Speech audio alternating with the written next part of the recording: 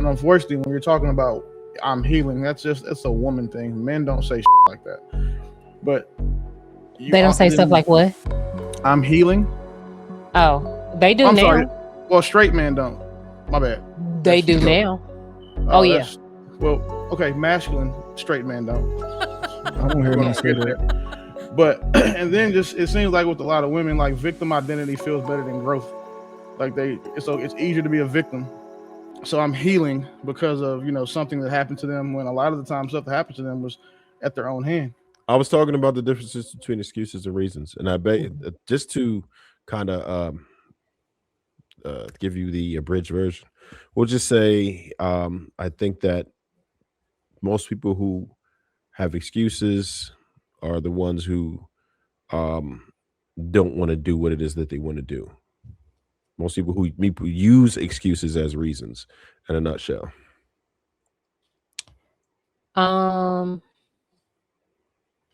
I can agree with that, because oftentimes when it's a reason for something, usually you will see something different after you address it.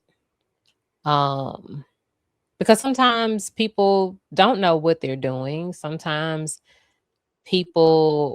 sometimes there is a misunderstanding of what happened. People take things a certain way. There is a reason why people do what they do. The excuse is when people live in it. Like, they don't care how you feel about it. They don't care to change it. They don't care how it affected you, but they want you to forgive them. And so they just want you to forgive and move on. I just want to tell you this so we can just forget it. And that's it. Instead of, a reason is something that you can work through. A reason leads to some type of change behavior, or at least some type of understanding at the end of it. So I guess I can agree with that.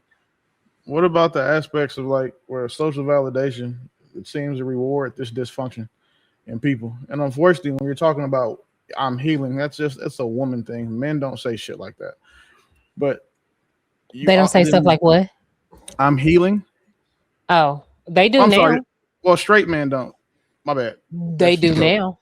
Oh yeah. Well, okay, masculine straight men don't. I don't hear them say that.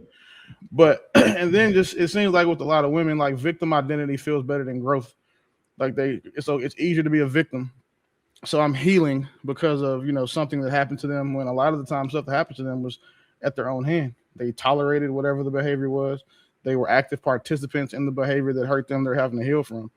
So I think anytime someone says I'm healing or uses like therapy language without therapy discipline, it's an excuse. Now that last sentence I can definitely agree with. It's very popular to use it. It's very popular to talk that way. But I'm not sure how popular it is to for people to actually be doing what they have to do to quote unquote heal. Okay, so when it comes to the I'm healing thing, I've kind of said this before, that you'd have to watch the person's actions. If you, as one of the wisest things that you can be as a person is a person who understands you really don't know anything, right? So a true wise person understands they know nothing. And so if you go into any situation believing that you just know based on what somebody says, what they mean and what it is and what it's about, then you're going to end up a fool in most situations. You just kind of have to watch the actions and the behavior of what is actually being portrayed to you, and then you can make that decision.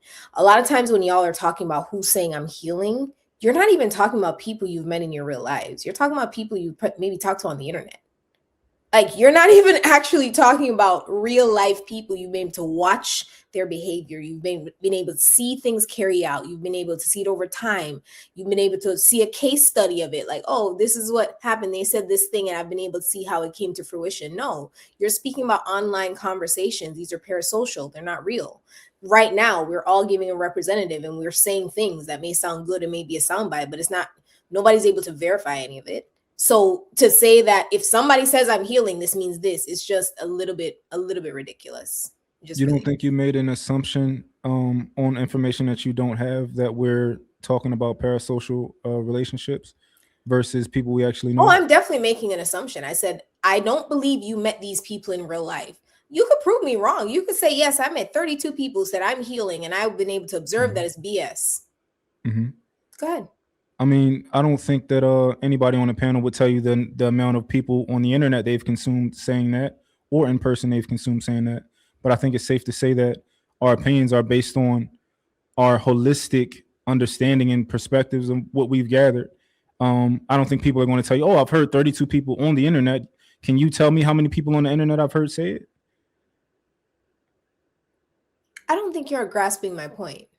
If you're I don't know where holistic came into it, but the fact of the matter is, I stated, you are not able to create a full picture of what somebody's actual actions are behind them stating the word I'm healing, because as you both admitted, it is trendy. It's what people are saying online.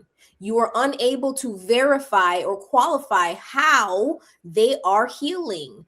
And so we are talking about something that is trendy, and you're making an assumption, because you said, I think overall when people say this is excuses. Overall, when people say this, that's simply not true. It's not the case, because you're not able to verify how many people in real life you've heard say this thing and you've been able to see that it's BS. How many? So you've just said it's not true. How can you back that claim up? How many is my question. You just made a claim, right? You said it's not true. My question was, how many people have you heard say this statement in real life and you've been able to see that it's BS? How many? That's my question. Yeah, I don't think it's reasonable to ask me that question. I don't think it's reasonable to ask me how many people I've heard on the internet say it or in person. I think that's extremely unreasonable. And if you or I gave it a number, I think that would be disingenuous. If you said, "Oh, I've heard 3 people, I've heard 12 people say it," and I think that would be disingenuous. I don't think any of us can recall exactly how many people we've heard say that. I didn't ask about online though. That's the thing. Because as I said, these parasocial relationships are performative. That's why I'm asking about real life. But I'll land it there, because I don't think you're able to qualify, which goes back to my point. Since you're not able to even say, hey, I've talked to 3 or 4 people in the last 4 months that said it, then once again, as I said before, you're making an assumption off of what you hear on a trendy talking point online. That's what I'm saying. That's fair, right? But I'm willing to say that that's my opinion based on my perception and what I've learned from what I've gained from experiencing people, versus you who just flat out said what you guys are saying is not true. So my question is, can you actually prove that it's not true? I haven't made a claim like that. You did. Okay. The part where people, so I said the therapy language without therapy discipline. That's where you see women using words like trigger, protecting my peace, trauma response, self-regulation, emotional intelligence. That's where all of that shit comes from. It doesn't come from anything they've experienced in their life. It comes from regurgitated talking points they hear on these panels and these echo chambers where these women largely, and we said feminine men, tend to go congregate and flock to, because it makes them feel better about being pieces of shit. Excuse me, not being good people or being damaged. So, misery loves company. So unhealed people want to go hang out with unhealed people and use other unhealed people to validate and make them, well, it's not their fault. It's not your fault you had to take miles of dick because your daddy didn't love you. My dad didn't love me either, and I took a mile or 2 of dick myself. Like, they commiserate and then try to trauma bond, again, therapy language, to make themselves feel better. Yeah, so essentially you just proved my point again. You just said panels online. I use that as an example. I didn't say that was the only talking point. I didn't say that was the only information source. I allowed you to finish the talking. only place Why are you interrupting that it came from. Like, no, I said panels because we're on one. It was the most pertinent and relevant point to what I'm saying. I didn't prove your point. Yeah, one mic, y'all. One mic. Yeah, I don't understand why you're doing that. I let you finish talking. Anyways, so you just proved my point that it's online conversations you're hearing and deciding no one is doing the actual work because you think they're trauma bonding, and you have made an assumption based off what you hear without the knowledge of what these people do in their actual lives or any kind of work that they're doing. You are discrediting their work because you think they're trauma bonding based on relationships that they've not had or had with their fathers that you can't qualify because you don't know them. Like, That's what that is my exact point. You don't know these people. You Okay. are not speaking about people in real life that you're able to qualify or disqualify. That's my point. Okay.